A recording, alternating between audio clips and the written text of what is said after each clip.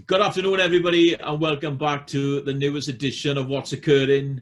In my top left-hand corner, hi Jack. We got my comrade in arm, Jackie Turner, Hi, Wyn. and our special guest today is Catherine Nicholson, very special guest from the virtual training team. Welcome, Catherine. Thank you. I'm really excited to be here. We've been trying to get this organised for some time, haven't we? We have.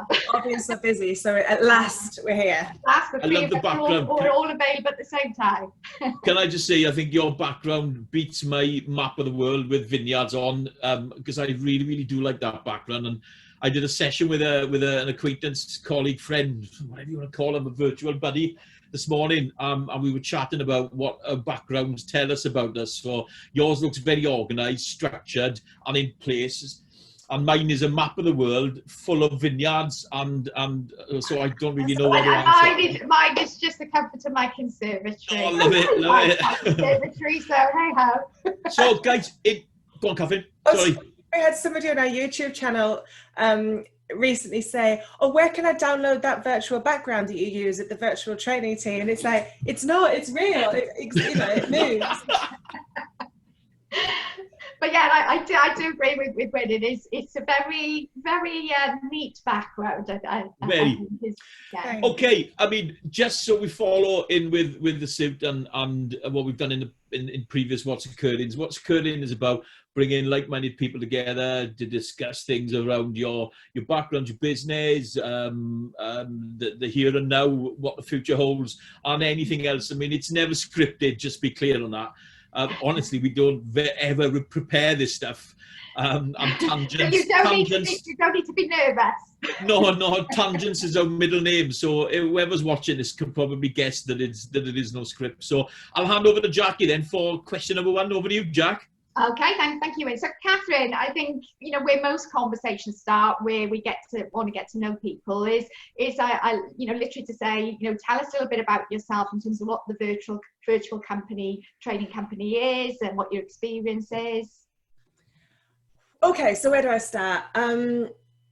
So I started to deliver virtual training 10 years ago, before it was cool, and it was dodgy back then because the platforms weren't great, participants weren't used to it, you know what it was like, and found it quite tough, but stuck with it. At the same time was me and my husband had a company called Red Training, where we were consultants in the training world, running around the world, indeed running training, mostly face-to-face and then more and more virtual. And I grew to love it. I stuck with virtual training, grew to love it, and hopefully got quite good at it, because around 3 or 4 years ago, we started the virtual training team as an organisation to focus specifically on virtual training. So I'm helping organisations design virtual training, or we design for them, or deliver with them or for them. And we also train trainers in how to do all of that as well. And we've been growing at pace. We've been building our team. We had somebody join us last week. We've got somebody join us next week. So we're growing as a team. And it was strange because we were growing, and then COVID hit, and then the whole world changed, didn't it? And we lost clients. Some clients just went on lockdown, and then we gained clients because people were like, "Help! We need to continue. We need to know how to deliver virtually." So yeah, it's been a very busy but very interesting few months, and continues to be, because as we move into the new norm, as people are referring yeah, whatever that is. Exactly.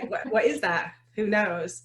Yeah, I mean, it's great to hear you saying, that you obviously decided to focus on virtual training because you absolutely love it. And I can really relate to that, because my experience of virtual training is very, very recent and compared to yours. And I've been training now for 25 years, and it's because I absolutely love it, and I still love it. But very much face to face. So for me, it was a necessity to sort of change into virtual training, obviously in the current situation. And I was a little bit skeptical about whether it was going to be for me, because I'm not, you know, I wouldn't say my strength has always been my technical skills when it comes to, you know, using things like Zoom and other platforms. But I think it's given me a great opportunity to develop my skills in that area. But I found really quickly that I absolutely love doing it. Yeah. And I think that's been the same for you as well, Wyn, isn't it?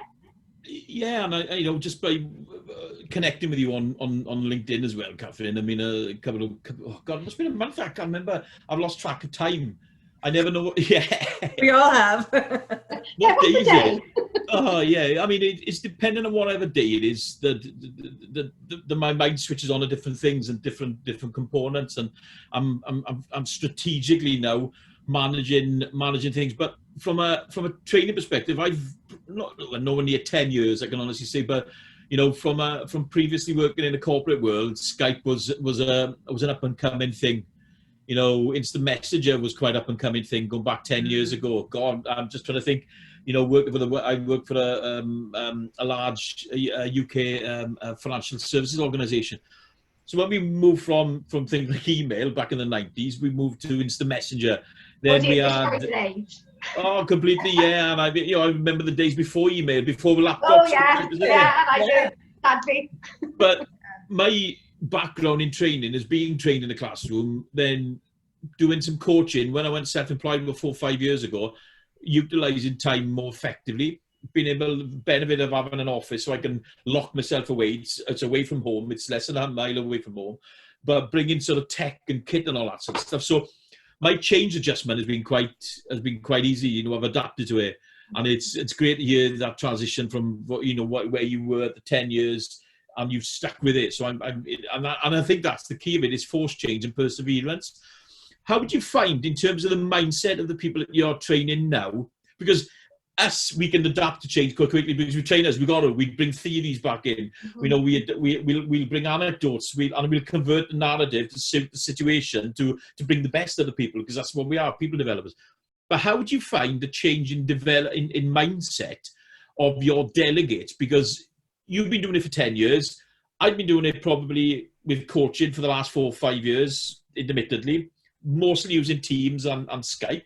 Jack, you've come on board fairly recently, things like Zoom, and you are very proficient. From a coaching perspective, I've used Zoom for the last 3 or 4 years, but not so much as a training. So my question then, Catherine, is mindset of the people. How have you found that transitionary change? Well, first of all, what you just said there, Jack, about how you've actually, you're enjoying it is brilliant, because that's one of the most important things. I didn't enjoy it at first. It took me some time, but now I never thought I'd say this, but I enjoy delivering virtual training more than face-to-face. And that's partly maybe, Wyn, going back to your question around participants, because 10 years ago when I first started out, people just weren't, they were nervous of coming on. No one put their camera on. I mean, still a gap, no. Well, that's something about lockdown has changed that, hasn't it? Because people have been doing Zoom quizzes with their families on a weekend and catch-ups, and we're finding that more, in fact, everyone, it's unusual for people not to put their cameras on now when they're a participant in virtual training, whereas that wasn't the case 2 years ago, a year ago. So as people get more comfortable with the technology, they get more comfortable being a virtual, if that's the right word, person in a meeting or a session or a workshop, then they're more comfortable. So that's definitely something that we've seen change. Also, it's about expectations as well. So what we've found over the last few years is that often when people come to a virtual workshop, even though we refer to it as a virtual workshop, their expectation is that it's going to be a webinar. Brilliant, I've got an hour, I can catch up on some emails, you're going to talk to me in the background. and we challenge that initially. The moment that they walk into our virtual world, we're interacting, we're talking, it's casual. That's a really important thing because they expect it to be quite formal. The pre-coms are critical as well in the language that we use, all just to challenge those expectations of this isn't a webinar. And webinars are fun, by the way. I have no problems with webinars. But it's different to a smaller group interacting face to face like this in a virtual environment. Yeah, absolutely. And for me, because when I started doing the virtual training, I you know, it was very much, I made it clear to attendees that this was them helping me as much as me helping them. So I ran some free virtual sessions to start with because I didn't feel it was right, while I'm still developing my virtual skills, to charge people for that. And that in some respects did help me to relax with it as well. But when I started getting the feedback very, very quickly of people saying, do you know what, I was so surprised that this felt like I was in a classroom environment. For me, wanting to achieve that and knowing that I was achieving that, I think really built my confidence quite quickly. And I think, I can actually absolutely relate to what you were saying, Catherine, in terms of people come with these expectations of they're going to be talked at, or it's not going to be as engaging or inclusive, or, you know, as much fun even as being in a classroom environment. And then when people give you that feedback, as I'm sure they give to all of us, that they were really pleasantly surprised about how engaging it was, how much fun it was, and how it very much felt like we were all in the same room together. Just, I want to bring on that word you mentioned earlier, Jack, to come back to Catherine on that. You mentioned about since we've gone into the COVID world. So Catherine, you know much more extensively than Jack and I about virtual in a pre-COVID world. So where do you, what differences do you now see? Okay, I get it. Clients have fallen off and some have come on board.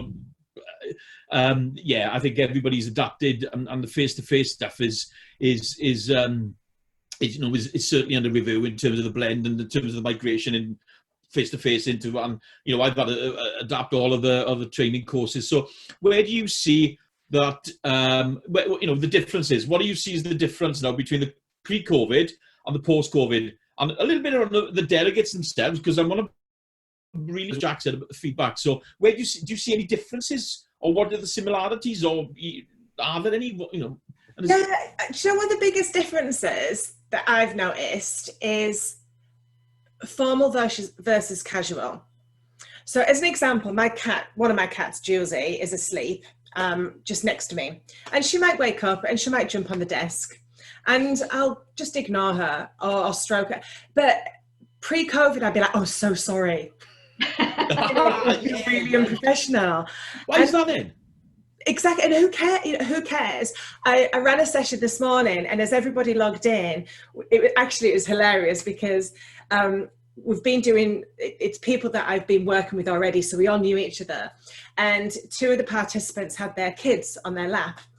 They were both about 2 years old, and they're like waving into the camera, and one was French, so we're like, oh, bonjour. And then another one was English, and we're chatting away. And then this other guy said, oh, hang on a minute, my daughter's here. And he brought his daughter and sat her on his knee. And she was 20 with blue hair.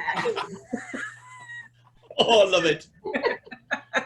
And it was like, because during COVID, and I know not everyone's found this easy. I have spoken to people that have said I find it quite intrusive bringing people into my home.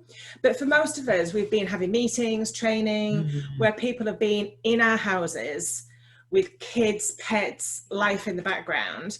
And so all of now what used to be unprofessional, no one cares anymore. You know, we've had people with dressing gowns on and onesies. And, but don't you find that adds to people feeling more relaxed in the session? What do you think sorry, Wyn, I've got to tell this little story because it'll go out my head otherwise. Because you mentioned about kids, and if you're watching this recording right now and you've got any children in the background, please press pause or get them in front of the TV. What are you going to say? I can hear this. No, it's nothing like that. I was doing a session and I was talking about how our beliefs change often throughout life, and how we can sort of change our limiting beliefs about ourselves in order to achieve better outcomes. And the sort of example I usually give is, you know, the beliefs we had when we were children that we no longer have. And you could probably guess the belief that I was just about to launch into, that we all had as children. And quickly I remembered that the one attendee on the course had a couple of little children that were sort of periodically running in and out of the room. I think he was more thankful than I was that I didn't go ahead with that sort of full explanation. I think sometimes, yeah, you know, we do have to be a little bit mindful occasionally of who was around, but we all had a good giggle about it. And as I say, it's just something that made us all feel much more relaxed as a result. Sorry, Wyn, what were you going to say? No, it's interesting when you talk about the formal with the informal, and I'm going through lots of change with some of my clients at the moment, and adaptations, more of a corporate sort of change, and that's part of a coaching platform. So it's quite interesting you say that. So virtual training, what sort of traps can people fall into then? I mean, this is all new. You're bringing a smile to your face, because I can imagine there's a raft of, because I've seen a couple of things along the way which you know, I've had to make some adaptations to some of the PowerPoints that I've used because of some of the lag and some of the bandwidth, and that's one of my issues that I'm finding a lot with at the minute. Certainly some of the clients that I'm working with that have got bandwidth, and some have got bandwidth issues and things. So, but what sort of traps? I mean, obviously from a 10-year experience, and I'm speechless. 10 years doing it, you know. I think that's immense. But what sort of traps do trainers, or does the virtual training fall into at times? Give me some examples, you know, from your extensive experience. Well, first of all the traps that I've learned to avoid are traps that I've fallen into myself, crawl back out of. So I've learned from experience personally. I would say one of the big picture traps that we see trainers fall into that are new to virtual training is they think, oh, that looks easy. I'm a really confident face-to-face trainer. I can just take my slides. I can deliver them virtually. And then they ask a question to the group like, hey, so how do we all feel about that? Yeah. And you get those tumbleweed moments, and then it's like, oh, that was painful. So I'm just going to, rather than have the awkward pause, I'll keep talking, and I'll ask less questions because I don't want that feeling again. And then it becomes what I would call entertainment, which is, it becomes more webinar-y, more radio talk show host, and less interactive. So that's a trap that we see quite a lot. And what often happens is we get organizations come to us to say, hey, we had a go at doing this virtual training thing and it didn't work. Can you help us out?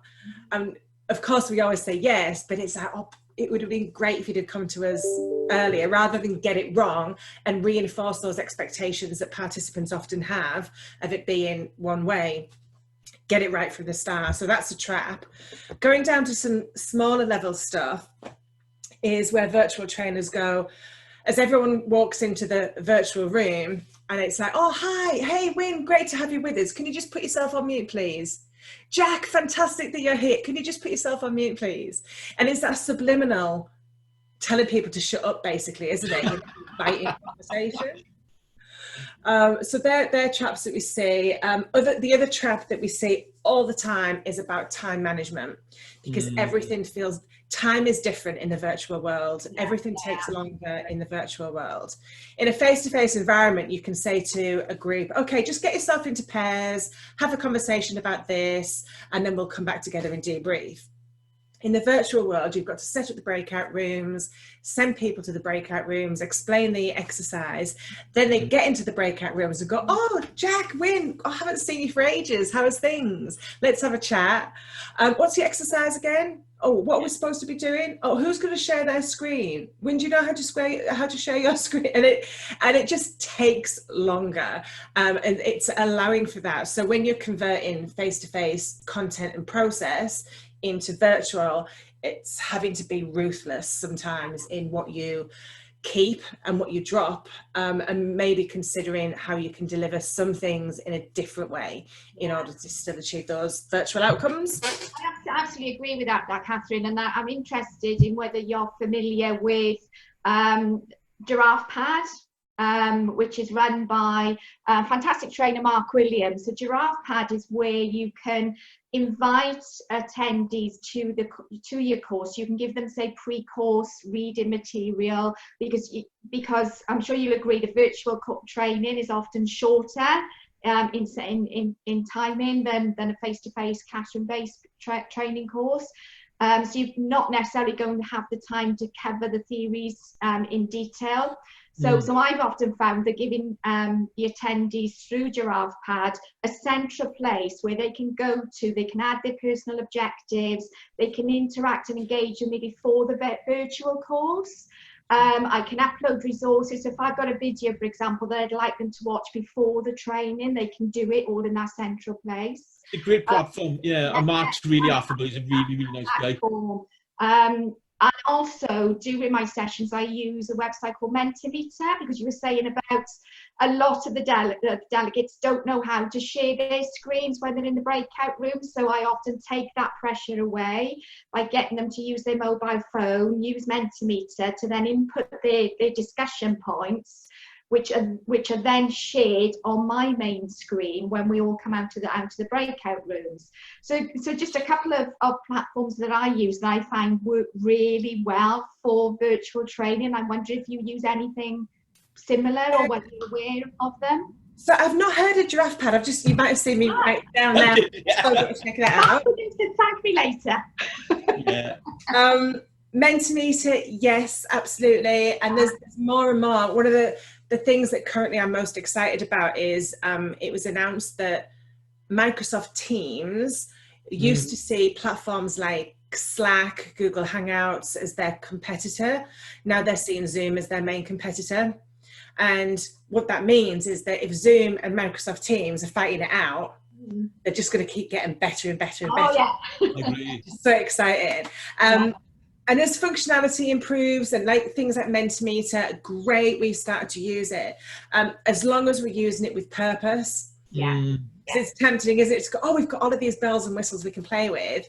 But you know, sometimes some of the best face-to-face sessions that you have, and by the way, just thinking off the top of my head, we're starting to challenge that phrase face-to-face. Yeah, we are. Face-to-face now? Yeah. So, but you get the idea. On-site training, for example, you can just some of the best training sessions are where there's no PowerPoint. It's just a conversation, maybe a flip chart, some post-it notes or a pen. And sometimes the technology can get in the way of the experience, and it's making sure that it enhances the whole virtual experience. I think simple is often better, I think, the virtual training.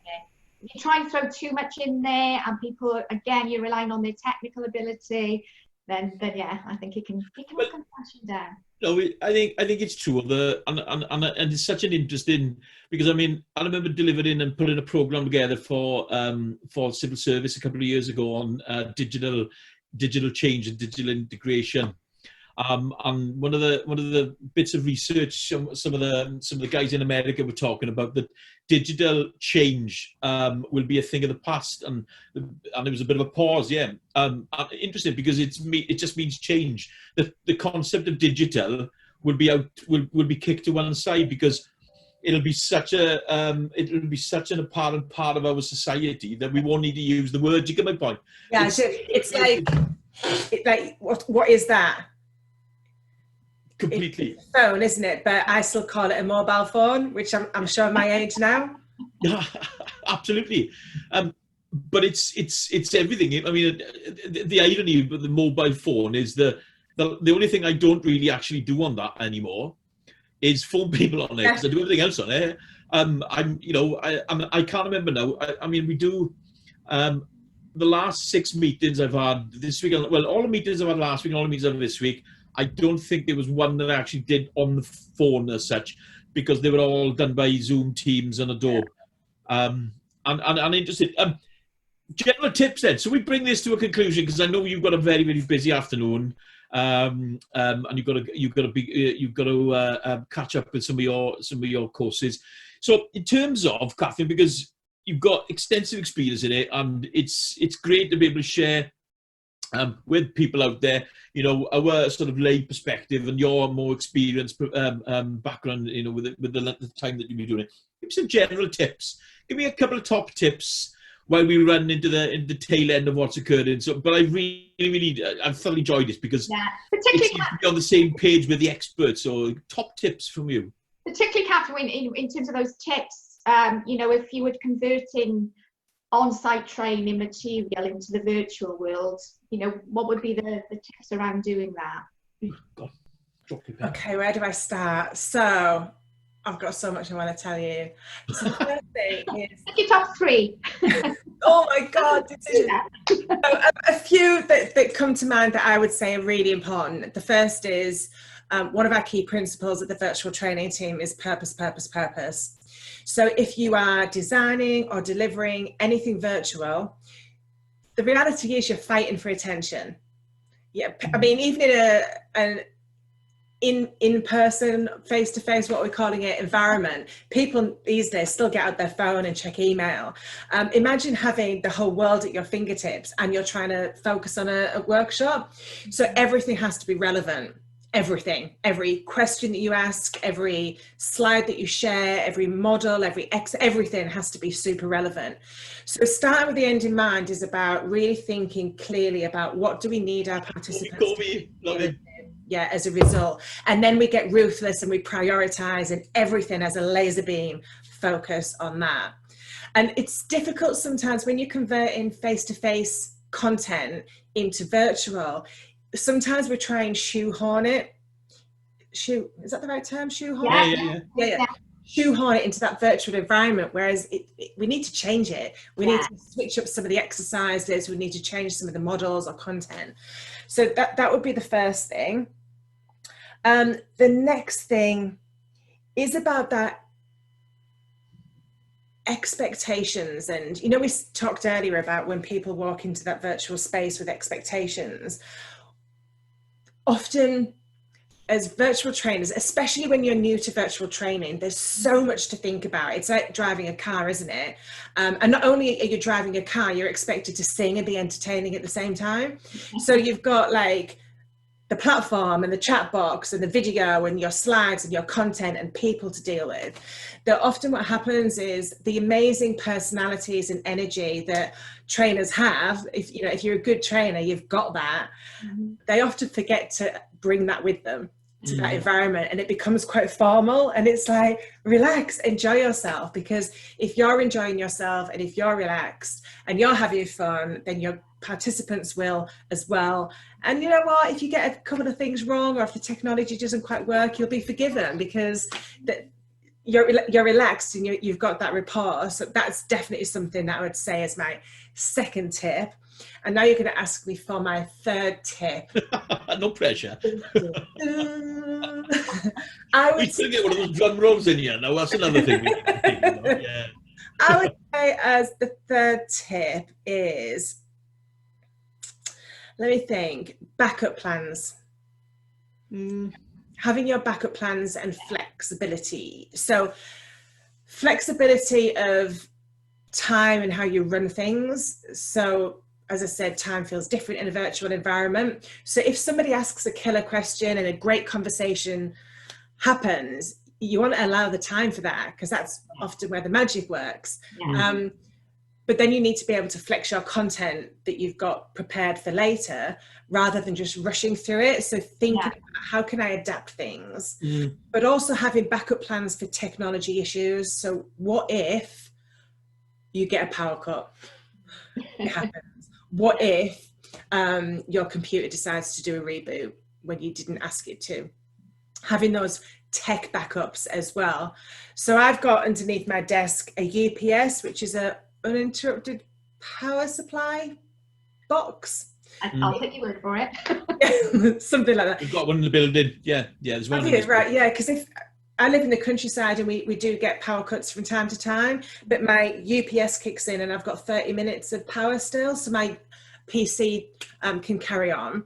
I'll have a laptop charged as backup as well. And if the power goes and your Wi-Fi goes, then you can always tether to your 4G. Which I did for 3 months solid, by the way, because our internet was dodgy last year, and it worked a dream. So it's just thinking about, if it's really important, where's your flex, where's your backup? Oh, some fantastic tips. I know we put you on the spot then, Big Catherine. But that's the great training. I'm sure our audience, and including us, will very appreciate it, because they were some really good tips. Thank you. Oh, Catherine, listen, I really, really appreciate it. I know we're conscious of time, but I've thoroughly enjoyed this, and it's great to sort of to meet. And I'm going to say that to meet face to face, because technically we are. It's not physical, so we take out. So I'm going to be very, very, very detailed in what word I use from now on in, because there's so much ambiguity around meeting face to face, and is there or not? I don't know. But that's a story for another day. But listen, I really, really appreciate your time. Thank you. It's been great, and I've thoroughly enjoyed it. Your top tip. Absolutely. It's been great to meet you in the virtual world, Catherine. Top tips from me. Thank you very much. Excellent. Nice meeting you. Anything from you, Jack? No, I meant to say, good to meet you again, as always, Wyn. And it's been an absolute pleasure, Catherine. Oh, real joy. Thank you for having me. Take care, Catherine. Speak to you soon. Bye. Hey, thanks for watching our video. Have you subscribed yet to our YouTube channel? If not, please do, because we're releasing new content every week.